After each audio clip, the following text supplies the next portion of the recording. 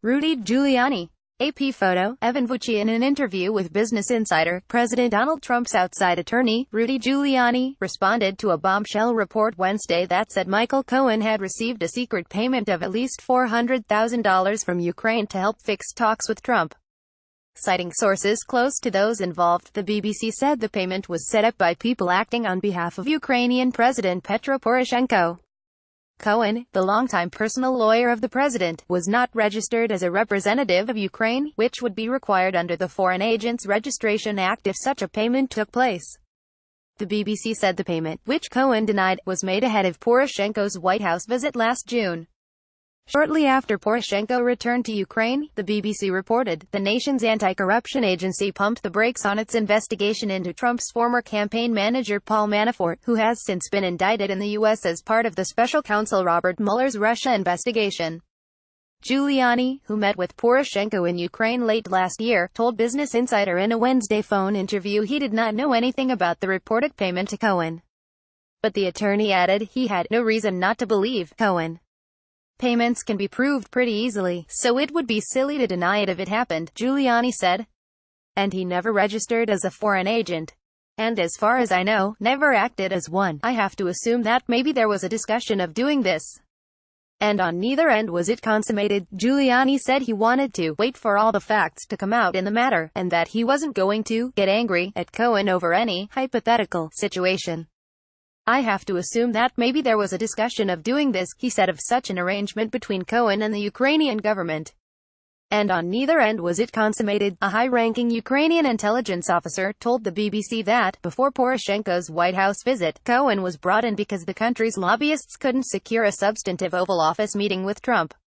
One source told the BBC that Cohen was paid $400,000, while another said he was paid $600,000.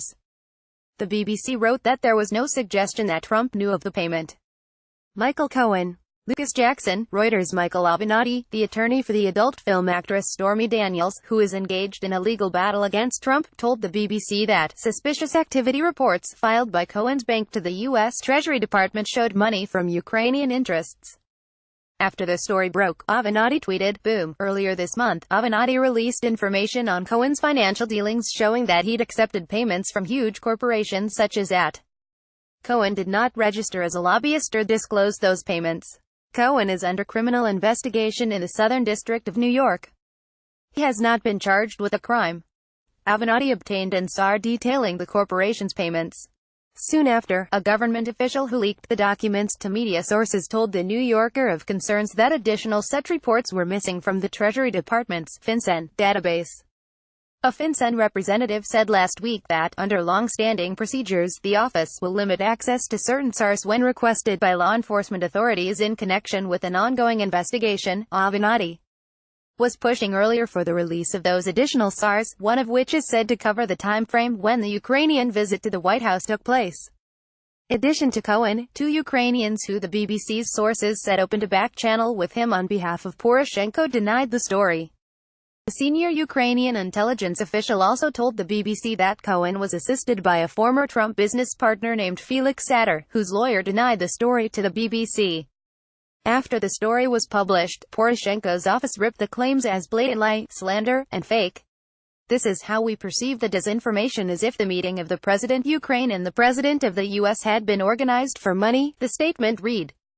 Ukraine-U.S. summit in June 2017 had been arranged exclusively by means of official diplomatic channels, in particular Ukraine's embassy in the U.S. Cohen's lawyer did not immediately respond to a request for comment from Business Insider.